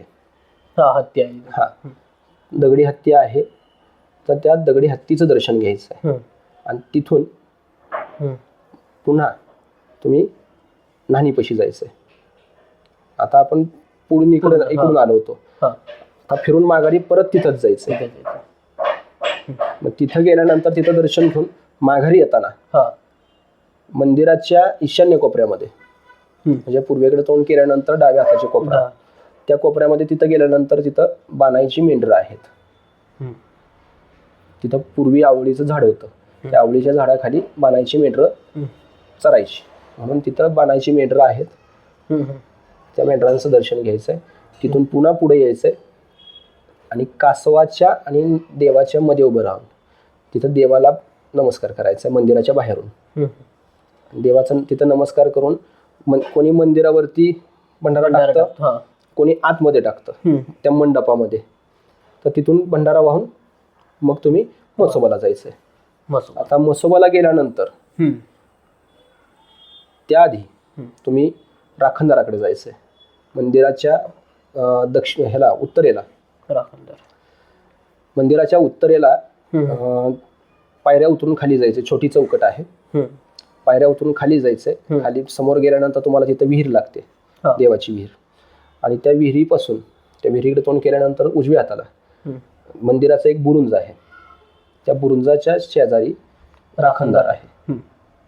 त्या राखणदाराचं दर्शन घ्यायचं आहे. तिथं एक नारळ द्यायचा आहे देवाचा. तिथून पुन्हा परत आतमध्ये यायचं मंदिरामध्ये आणि पुढच्या दाराने आलेल्या दाराने परत बाहेर येऊन चौकामध्ये आला तुम्ही की मोठं गेट जे आहे, मोठा सजा म्हणतो आपण त्याला, त्या मोठ्या सजापासून मंदिराच्या पाठीमागं म्हणजे पश्चिमेला जायचंय. पश्चिमेला पुढे गेल्यानंतर पिंपळाचं झाड एक आहे. त्या पिंपळाच्या झाडापासून उजवीकडे जायचंय. तिथं म्हसोबाचं मंदिर आहे. तिथं म्हसोबाला एक नारळ द्यायचा आहे. आणि तिथून तुम्ही माघारी आल्यानंतर मग तुम्ही इंजाबाईला हे गेलंच पाहिजे. कारण खंडोबाची बहीण आहे ती, त्यामुळे तिची ओटी भरायला तुम्ही डोंगरावरती गेलाच पाहिजे. तुम्ही पहिलाही उल्लेख केला की इंजा देवीचा, की बानू देवीच्या बाजूला तिचं स्थान आहे. तिचं नेमकं इंजाई देवी, जसं तुम्ही म्हटलं की खंडोबाची बहीण आहे, तिचं या पाली गावामध्ये किंवा या तीर्थक्षेत्रामध्ये कसं काय महत्व किंवा तिचं कसं काय आपण संबंधित? ती विंध्यवासिनी, विंध्य पर्वतावरती होती, मूळ विंध्यवासिनी आहे. आणि ती खंडोबाची बहीण म्हणून आलेली आहे इथं. आणि खंडोबाच्या बहिणीचं स्थान म्हणून तिला या लग्नामध्ये कुरवली होती. ओके. हे लग्न प्रॉपरली आपले जसे लग्न लागतात तसंच लग्न लागलेलं आहे. फक्त जे 16 संस्कार होते त्या 16 संस्कारांप्रमाणे 1.25 महिना पहिलं लग्न चालायचं. त्याप्रमाणे हे 1.25 महिना देवी इथं होती. देवी इथं असल्यामुळं, कुरवली असल्यामुळे तिला मंदिरातही स्थान आहे. ती देवाच्या शेजारीच आहे. तिथून तुम्ही इंजाबाईला गेल्यानंतर इंजाबाई, वाघजाई ह्या दोघींचं दर्शन घ्यायचं आहे. इंजाबाईची सखी ही वाघजाई, 2 देवी आहेत वरती. तुम्हाला जमलं तुम्ही मूळ स्थानकावरती पण जाऊ शकता आणि खाली मूळ जे आत्ता मंदिर आहे तिथेही जाऊ शकता. दर्शन तुम्हाला घ्यायला कुठं सोपं पडेल तिथं तुम्ही जाऊ शकता. आणि आपले इंजाई देवीचं जसं तुम्ही म्हटलं की तिथं जर जायचं असेल जसं मूळ स्थान वगैरे, तर कसं जाता येईल तिथे आपल्याला? बघताना ज्यांना कोणाला जायचं असेल, आपले जे प्रेक्षक आहे, पालीमध्ये आल्यानंतर तुम्ही गावात कोणालाही विचारलं की इंजाबाईला जायचा रस्ता कुठे आहे, तरी ते सांगतात. अगदी काही जण असे आहेत की एखाद्या भक्तांना रस्ता सापडत नसेल तर मी येतो तुमच्यासोबत, असेही म्हणणारे आहेत. कारण डोंगरावरती जायचं म्हटलं की आमच्या गावातले तयारच असतात. अगदी हातातलं काम सोडून म्हटलं तरी तयार असतात. म्हणजे पाल गावात कोणालाही तुम्ही विचारा, इव्हन तुम्हाला जरी विचारलं, हो चला तुम्ही आपले जे पुजारी आहेत तुम्ही त्यांनाही विचारलं तरी ते कधी यायला तयार. नक्की. तर आता इंजाई देवीचं झालं, तुम्ही वाघजाईचं पण सांगितलं की दर्शन घेतलं पाहिजे.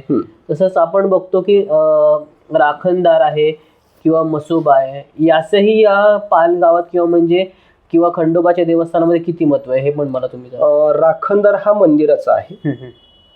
आणि तसं देवळ पाहायला गेलं तर देवळ आपलं मोठं आहे, मंदिराचा परिसर मोठा आहे. आणि पाठीमागा जो म्हसोबा आहे, राखणदार जो म्हणतोय तो फक्त त्या सजाचा किंवा सजाच्या आतला त्याचा तो राखणदार आहे. आणि म्हसोबा जो आहे तो संपूर्ण पाली गावाचा राखणदार आहे. म्हणजे देवाचाच राखणदार, पण तो पूर्ण पाली सहित पाली गावाचा. त्यांच्या जे राखणदार आहेत त्यांच्याकडे राखणी फक्त मंदिराची. आणि म्हसोबाकडे जी राखणी आहे ती पालीतील सगळ्या मंदिरांची. पालीतील मंदिर भरपूर आहेत. अगदी भैरवनाथ आहे, ज्योतिबा आहे, सगळी मंदिरं आहेत पालीमध्ये. पण तुम्ही असंही पाहिलं किंवा ऐकलंय, असं ज्यावेळी मी गावाला येतो वगैरे किंवा असं पाहिले काय मंदिरामध्ये, म्हसोबा हा नेहमी मंदिराच्या जवळच आपल्याला पाहायला मिळतो. परंतु पालीत आपल्याला असं एकदम म्हसोबा एकदम बाहेर असं किंवा मंदिराच्या एकदम लांब पाहायला मिळतो. याचं काय कारण? मंदिराच्या लांब नाही येतो, मंदिराचाच परिसर आहे तो. मंदिराचाच परिसर असल्यामुळं नदीच्या काठावरती म्हसोबाचं मंदिर आहे. म्हणजे असं काय नाही की तो मंदिर परिसरातच आहे. त्याच्या मागे असं काय नाही की पहिलं तर ते कुरण होतं, त्या कुरणामध्ये ही मंदिरं बांधली होती. आता घरं वगैरे तिथं बांधलेली आहेत, त्यामुळे ते आपल्याला लांब वाटतं. मंदिराचाच परिसर. तसंच आता म्हसोबाचं पण विचारलं अखंडचं, आणखी काय अशा वेगवेगळ्या गोष्टी आपल्याला पाहायला मिळतात की कासवांचं एक, मी ज्यावेळी कधी पालीला येतो किंवा आपल्याला कासव भरपूर असे पाहायला तिथे मिळतात, त्याच्या मागे काय कारण वगैरे आहे का किंवा असं? कारण असं काही नाही. तुम्ही कोणत्याही मंदिरामध्ये गेला कासव तुम्हाला भरपूर मिळतात, कारण कासवाची कुंडलिनी जागृत आहे. पण काही कासवांचं तोंड उचललेलं असतं, ज्याचं कासवा एवढी नम्रता कुणाकडे नाही. म्हणजे पृथ्वी तलावरती जेवढे प्राणी आहेत, मनुष्य आहेत, पक्षी आहेत, कीटक आहेत, पण या सगळ्यांमध्ये कासवाकडे जेवढी नम्रता आहे तेवढी कुणाकडेच नाही. त्यामुळं कासव नम्रपणे मंदिराला प्रदक्षिणा घालत आहे. आणि ज्या कासवाची कुंडलिनी जागृत आहे त्याची मान उचललेली आहे, आणि ज्या कासवाची कुंडलिनी जागृत नाही त्याची मान सरळ आहे खाली, म्हणजे नम्र भावनेने झुकलेली आहे. तुम्ही बऱ्याच ठिकाणी बघितलं असेल, बऱ्याच मंदिरांमध्ये बघितलं असेल, काही कासवांची कुंडलिनी जागृत असते, तिथं मान वरती असते. आता ते मान वरती असते म्हणजे कुठली, जे मंदिरं स्थापन केलेली आहेत, त्यांची मंदिरं स्थापन केलेली आहेत त्यांची कासव कुंडलिनी जागृत असल्यासारखी वर असतात. आणि जे मंदिरं स्वयंभू असतात त्यांची कासव नम्रच असतं. ठीक आहे. आणि आणखी अशी काय वैशिष्ट्य आपल्याला पाल गावातल्या आपल्या खंडोबा मंदिरात पाहायला मिळतात किंवा ती लोकांनी स्वतःहून जाऊन बघितली पाहिजेत, अशा काय गोष्टी वाटतात तुम्हाला? स्वतःहून जाऊन बघण्यासारखं पालीमध्ये तुम्ही रोज जरी थांबलात तरी रोज इथं सोहळे आहेत. रोज वेगवेगळे म्हणजे वेगवेगळे सोहळे असतात, रोज काही ना काहीतरी आहेच. त्यामुळे कोणत्या सोहळ्याला तुम्हाला मी नाही म्हणू शकत नाही. 365 दिवस इथं सर्व भाविकांनी यावं आणि कोणत्याही सोहळा तुम्हाला जमेल असं कोणताही सोहळा अटेंड करावा. तरी आता तुम्ही परत एकदा लग्नाचा उल्लेख काढला. मंदिर इथे आहे, म्हणजे मंदिर देवाचं इथं आहे आणि लग्न नदीच्या त्या पलीकडे लागतं, तर त्या जिथं लग्न लागतं त्याचं काही महत्व आहे का किंवा त्याचा काय असा परत इतिहास आहे किंवा तिथं काय लग्न? पुन्हा एकदा विषय पाला इकडे आला, परत पाला इकडेच विषय आला. गाव इथं नव्हतं, हे कुरण होतं, गाव होतं पलीकडे. नदीच्या पलीकडे गाव असल्यामुळं देव लग्नाला इथून हत्तीवरून बसून गेले बघतासाठी. आणि तिथं उंचवटा आहे, बोहल्याचा उंचवटा जर तुम्ही पाहिला तर ती उंची गावामध्ये कुठंच नाहीये. त्या उंचीवरती ते आहे. लग्न मंडप जो आपण म्हणतो तो ग्राउंड लेवलपेक्षा उंच आहे. ग्राउंड लेवल इतरत्र तुमची वेगळी आहे आणि बोहल्यावरती वेगळी आहे. मग तिथं देवाचं लग्न लागलं. परत दुसऱ्या दिवशी देवाचं लग्न लागल्यानंतर दुसऱ्या दिवशी परत पालखीतून मंदिरात येतात आणि तोपर्यंत मंदिरामध्ये बाणाई असते. तिथं बाणूला स्थान आहे मंदिरामध्ये. तोपर्यंत मंदिरामध्ये बाणूचं दर्शन चालू असतं आणि त्याच दिवशी तुम्हाला खंडोबाचं दर्शन घ्यायचं असेल तुम्हाला बोहल्यावरती जावं लागेल. आणि त्याच्यानंतर यात्रा झाल्यानंतर पाचव्या दिवशी देवाची हळद काढली जाते. आपल्यात लग्न झाल्यानंतर दुसऱ्या दिवशी लगेच काढतात हळद. पण ती हळद 5व्या दिवशी काढली जाते देवाची. असा पूर्ण 6 महिन्याचा विधी चालू असतो. तो किती महिन्याचा म्हटलं? 6 महिन्याचा. 6 महिन्याचा. थोडं त्याबद्दल अजून सर तुम्ही सांगाल का? नेमकं आता पालीच्या विषयावर चंपाषष्ठीला देवाचा म्हणजे असं किंवा भक्तांना जे आपले व्हिडिओचे प्रेक्षक आहे तो पालीचा जो लग्न सोहळा पूर्ण चालतो देवाचा, त्याच्याबद्दल थोडं आणखी जर सविस्तर सांगितलं तर. आपल्या चंपाषष्ठीला देवाचा प्रकट दिन झाला. त्याच्यातून पुन्हा तिथून समजा देवाचं लग्न ठरलं. लग्न ठरल्यानंतर देवाचं लग्न ठरल्यानंतर पुन्हा त्यात वर्ष गेली काही. देवाचं लग्न करायचंय आता. म्हाळसाई लहान होती, मग म्हाळसाई मोठी होईपर्यंत थांबावं लागलं. मग म्हाळसाई मोठी झाल्यानंतर लग्न झालं. ते लग्न ठरलं कधी तर देवाला तेल चढतं पहिल्यांदा चंपाषष्ठीच्या आदल्या दिवशी तेल चढवलं. तेल चढवलं जातं. देवाला हळद लागते. ती तेलसट आपण जी म्हणतो ती तेलसट. आणि त्याच्या दुसऱ्या दिवशी चंपाषष्ठीची सट आपण सट म्हणतो त्याला, षष्ठीला सट म्हणतो. सट. हा. मग तिथून पुढं पुन्हा दर्शन वगैरे चालू असतं. दर्शन रोजचं चालू असतं नेहमीप्रमाणे दर्शन चालू असतं. देवाच्या लग्नाच्या आदल्या दिवशी जसं आपल्यात देवकार्य असतं, लग्नाच्या आदल्या दिवशी देवकार्य म्हणजे सगळ्या देवांना आपण जातो, अर्चना देतो. हा, गावदेव असतात सगळा. तसाच विधी इथंही असतो. तो नेमका कधी असतो? आदल्या दिवशी, लग्नाच्या आदल्या दिवशी. म्हणजे यंदा 10 तारखेला असणार आहे देवकार्य. मग तिथून पुढं पुन्हा दुसऱ्या दिवशी लग्न लागतं, म्हणजे 11 तारखेला लग्न लागणार. 12 तारखेपासून 12 तारखेला देव बोहल्यावरून माघारी मंदिरात येणार. 13 तारखेला काही नसणार आहे, 14 तारखेला काही नसणार आहे. ते दर्शन चालू नेहमीप्रमाणे दर्शन. 15 तारखेला परत एकदा देवाची हळद काढली जाणार. मग तिथून पुढं रेग्युलर दर्शन चालू सुरू परत. असं तिथून पुढं लोक काय करतात की ती पूर्ण म्हणजे ते 5 दिवस पूर्ण झाल्यानंतर तिथून पुढचा येणारा पहिला रविवार ते 5 पाकाळण्या म्हणून 5 रविवार करतात. देवाची हळद ज्यावेळेला काढली जाते त्यावेळेला तुम्ही इतर दिवशी आला, तुम्हाला मंदिरामध्ये प्रवेश, आतमध्ये गाभाऱ्यात प्रवेश मिळत नाही किंवा तुमच्या हाताने तुम्ही अभिषेक करू शकत नाही. तिथं ब्राह्मण असतात, पुजारी असतात, त्यांच्याकडून ती पूजा केली जाते. पण तिथून पुढे गेल्यानंतर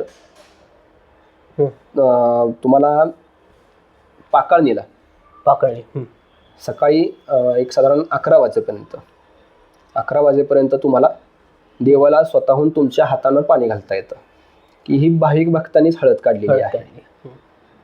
भाविक भक्तांच्या हातूनच ती हळद काढली जाते. त्याच्यानंतर पहिली पूजा असते. आता पाकळ्यांच्या दिवशीचं रुटीन असं असतं की सकाळचं पहिलं पाणी देव उठवल्यानंतर पहिलं पाणी पुजाऱ्यांचं असतं. पहिलं पाणी पुजारी घालतात. एकदा पुजाऱ्यांनी हळद काढली की तिथून पुढे भाविकांना चालू. भाविक भक्त पुन्हा किंवा ग्रामस्थ असतील, भाविक भक्त असतील, सगळे देवाला पाणी घालतात. कोणी घागर घेऊन येतं, कोणी तांब्या घेऊन येतं. ज्याला जे साहित्य अवेलेबल होईल तो ते साहित्य घेऊन तिथं हजर राहतात. ते देवाला पाणी घालतात, त्यांच्या हातून हळद काढली जाते. त्याच्यानंतर आमचे देवस्थानचे प्रमुख मानकरी श्रीमंत देवराजदादा पाटील त्यांच्या हातून पुन्हा एकदा पाणी घातलं जातं. मानकरी आहेत ते मानकऱ्यांच्या हातून पुन्हा पाणी घातलं जातं. आणि नंतर मग पुन्हा पुजारी पूजा म्हणजे पुन्हा पोशाख वगैरे आमचा चढवला जातो. पुन्हा पुजारी पूजा करतात. त्याच्यानंतर आरती होते. हे सलग 5 दिवस सकाळ संध्याकाळ सलग 5 दिवस ते तुमचे देवस्थानचे मानकरी देवराजदादा पाटील आणि त्यांच्यासोबत आमच्या गावातले मानकरी जे आहेत त्याला आम्ही कारखाना म्हणतो. तर घडशी त्यांना घेऊन, घडशी आणि भालदार हे दोघं त्यांना घेऊन घरून घेऊन येतात आरतीला. आणि पुन्हा आरती झाल्यानंतर त्यांना घरी सोडायला जातात. हे 5 दिवस चालत. आमच्या गावामध्ये इथं पालीमध्ये 18 पगड जातींना मान आहे. या देवाच्या पूर्ण या लग्न सोहळ्यामध्ये विधीमध्ये 12 बैते 18 पगड जाती, म्हणजे आपण 18 आलुते म्हणतो. 12 बैते 18 आलुते यांना सगळ्यांना मान आहे. प्रत्येकाचा ठरलेला एक ठराविक मान आहेत प्रत्येकाचे. ते हे दोघं भालदार आणि घडशी ढोल वाजवणारे ते दोघं मानकऱ्यांना घेऊन येतात, आरती करतात. आरती करून पुन्हा त्यांना सोडायला जातात. हे 5 दिवस सकाळ संध्याकाळ चालू असतं. तोही सोहळा पाहण्यासारखा असतो. हे लग्न झाल्यानंतरचे 5 दिवस हा पूर्ण सोहळा चालू असतो. तो त्या आरतीमध्ये कमीत कमी 2 तास जातात. सकाळी 1-2 तास आरती चालू असते, संध्याकाळी 2 तास आरती चालू असते. त्या सोहळ्यात सुद्धा भक्त आले ज्यांना गर्दी सहन होत नाही यात्रेची, किंवा जे गर्दीमध्ये येऊ शकत नाहीत. कोणी घाबरतं की फॅमिली घेऊन यायचं म्हटलं की गर्दीला लोक घाबरतात, ते या 5 दिवसात ते पुढे येऊ शकतात. अगदी पाकळणी दिवशी सकाळी जर हजर झाला तर तुम्हाला तुमच्या हातूनच पाणी घालायला मिळेल. तिथून पुढे दर्शन रेग्युलर चालू. आणि भक्त पुढचे 5 खेटे करतात. 5 पाकाळण्या म्हणजे काय, 5 रविवार आपण जे खेटे करतो, आपण एखादा नवस बोलतो की देवा बाबा माझं हे काम आणलंय, तर मला ते काम माझं पूर्ण होऊ देत, म्हणून आपण नवस केला जातो. तर त्यांना आम्ही सांगताना काय सांगतो की बाबा 5 खेटे घाला, 5 वाऱ्या करा. 5 वारे. हा, मग 5 खेटे म्हणजे कुठले आले, तर एक पौर्णिमा, 5 पौर्णिमा करा, 5 अमावस्या करा किंवा 5 रविवार करा. मग पाकाळीनंतरचे जे 5 रविवार असतात त्यामध्ये ते खेटे घातले तरी चालतात. आतापर्यंत तुमचा कसा काय अनुभव असतो की पाली यात्रेमध्ये तुम्ही सेवा करत असता, तुम्ही या गावचे ग्रामस्थ आहात, तुम्ही कसे या सगळ्या पाली यात्रेकडे बघता किंवा भाविक वगैरे येतात, तो एक दिवस खूप कसा, त्या एका दिवसाकडे कसं होतं, पूर्ण भंडारा असतो पूर्ण पालीमध्ये, तर तो दिवस कशासाठी असतो? तुम्ही पूर्ण ग्राम, तुमच्या लहानपणापासून जर तुम्ही सांगितलं एखादा क्षण वगैरे किंवा असं काय तुमचा आनंद असतो किंवा एखादा क्षण जो तुम्ही कधी विसरू शकत नाही, असं काही? तसं म्हणायला गेलं तर मी देवाचे आभार मानतो की का बरं ना म्हणजे काय येते. प्रथमतः सांगायचं झालं तर मी देवाचे आभार मानतो की मला त्यांनी या पालपुण्यनगरीमध्ये त्यांचा सेवक म्हणून जन्माला घातलं. इथं माझा जन्म इथं पालीमध्ये झाला. हे मी गेल्या जन्मीचं कुठलं माझं पुण्य असेल कदाचित, त्यामुळं मला पालीमध्ये जन्म मिळाला. आणि पालीमध्ये सेवा करताना आता आम्ही सगळेच सेवेकरी, अगदी मानकरी असतील, पुजारी वर्ग असेल किंवा वाघ्यामुळे असतील, सर्वांची सेवा अगदी म्हणजे आपण अमूल्य सेवा जी म्हणतो, प्रत्येकजण आपापल्या परीनं आपलं पूर्ण पदार्पण तिथं करत असतो. आपलं पूर्ण जे करता येईल, ज्या ज्या गोष्टी करता येतील त्या सर्व गोष्टी केल्या जातात. आणि महत्त्वाची गोष्ट म्हणजे देवाचं लग्न. तर देवाचं लग्न लावताना आम्ही तिथं असतो. लग्न लावताना मानकरी आणि आम्ही शेजारी उभं राहूनच आम्ही तिथं लग्न लावतो. पण तो जो इन्सिडेंट आपण पाहतो, तो क्षण जो आपण पाहतो, तर तो क्षण पाहण्याचा तो सोहळा आम्ही मानकरी आणि आम्ही पुजारी तिथं लग्न लावत असताना तो सोहळा याची देही याची डोळा पाहायला मिळतो आम्हाला. त्यामुळं तो आनंद आमचा कधीच आम्ही विसरू शकत नाही. आणि आता मला आठवतंय असं, मी 5 किंवा 7 वर्षाचा असेल तेव्हापासून मी आत्तापर्यंत गेले 25 वर्ष झालं मी लग्न सोहळा पाहतोय. दरवर्षी मी लग्न सोहळा पाहिलेला आहे. म्हणजे 25 वर्षाची ती एकदाही मिस नाही केलेलं नाही.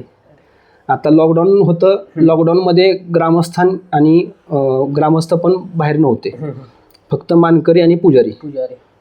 तर त्यामध्येही मी होतो. त्यामुळे त्यावेळेलाही सोहळा चुकलेला नाहीये.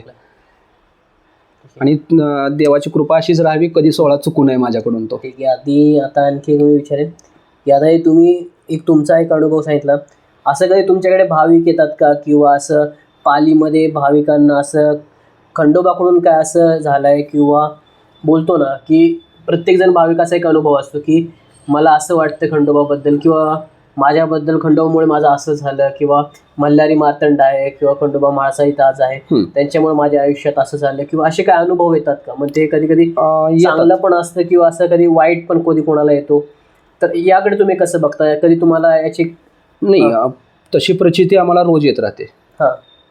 तशी प्रचिती रोज येते राहते, कारण भक्तांची जी, आता भक्त हा शेवटी त्याची भक्तीच देत असतो आणि देव भक्ताच्या भक्तीला भुकेलेला असतो.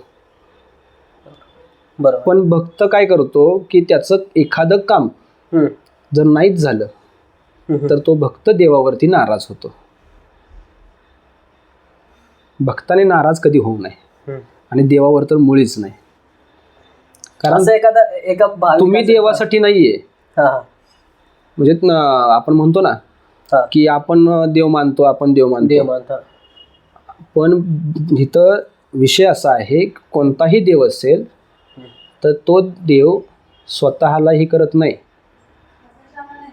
भक्ताला तो त्रास देत नाही, भक्ताला तो त्रास देतच नाही, पण भक्ताच्या ज्या भक्तीला तो भुकेलेला असतो, त्यामुळे तो त्रास द्यायचा विषयच येत नाही. हा, एखादी गोष्ट तुमच्या नशिबात नसेलच तर ती तुम्हाला मिळणार तरी कशी? कदाचित तुमच्यासाठी त्यांनी दुसरं काहीतरी योजलेलं असतं, देवाने तुमच्यासाठी काहीतरी दुसरं योजलेलं असतं. जे काम आपलं नाही झालेलं ना, त्यातून आपल्याला काहीतरी धोका असतो म्हणून झालेलं नसतं ते. पण त्यातून पण भक्त नाराज होतात, म्हणून भक्त म्हणतात की देवामुळे माझं असं झालं. असा काय एखादा भाविकाचा अनुभव वगैरे जर तुम्हाला नाही, तसं आठवायचं म्हटलं तरी रोज भरपूर आहेत. त्यामुळं असं काय ठराविक असं नाहीये? ठराविक असं नाही. आता समजा एक भक्त होते, आता नाव नाही घेत मी, तर त्यांना सोन्या चांदीचं दुकान टाकायचं होतं. तर त्यांनी सोन्या चांदीचं दुकान टाकलं, सगळं झालं.